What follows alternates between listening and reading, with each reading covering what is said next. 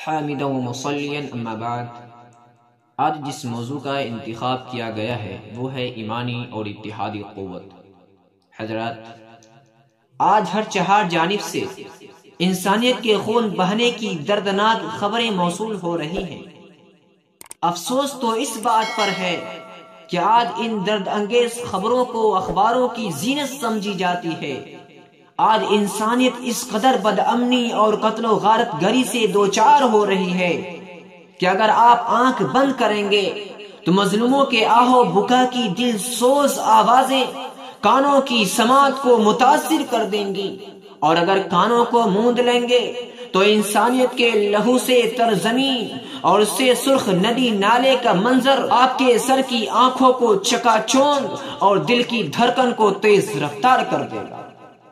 اگر یہ ساری کیفیتیں آپ پر طاری ہو رہی ہیں تو سمجھ لیجئے کہ آپ کے اندر انسانیت پسندی رچی بسی ہے۔ اب آپ پر یہ ذمہ داری عائد ہوتی ہے کہ آپ اخلاق حسنہ پیش کر کے انسانیت پسندوں کو ایک پلیٹ فارم پر لا کر بد امنی کو پر امنی سے بدلنے کے لیے بارگاہ عزتی میں دعا گو ہوئیے، اور ساتھ ہی ساتھ شرعی دائرے میں رہ کر درد انگیز ماحول قائم کرنے والوں کو منہ توڑ جواب دیجیے، اور قتل و غارت گری کے بازار گرم کرنے سے باز نہ آنے والے ظالموں سے جہاد کیجیے،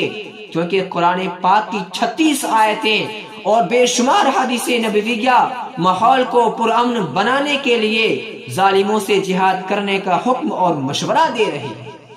جس عزم و حوصلے کو لے کر صحابی رسول صلی اللہ علیہ وسلم کی 10,000 فوج نے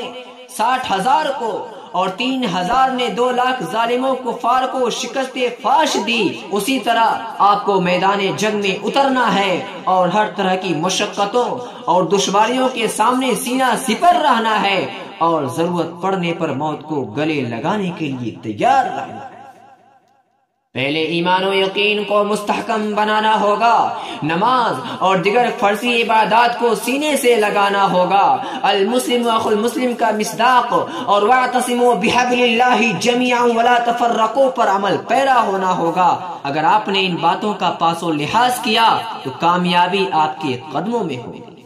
اور انشاءاللہ پوری دنیا میں امن و امان قائم ہو جائے گا۔ وآخر دعوانا ان الحمدللہ رب العالمین۔ ایسی ہی ویڈیوز پانے کے لیے ہمارا چینل زندگی بناؤ کو سبسکرائب کریں۔ ایسی ہی ویڈیوز پانے کے لیے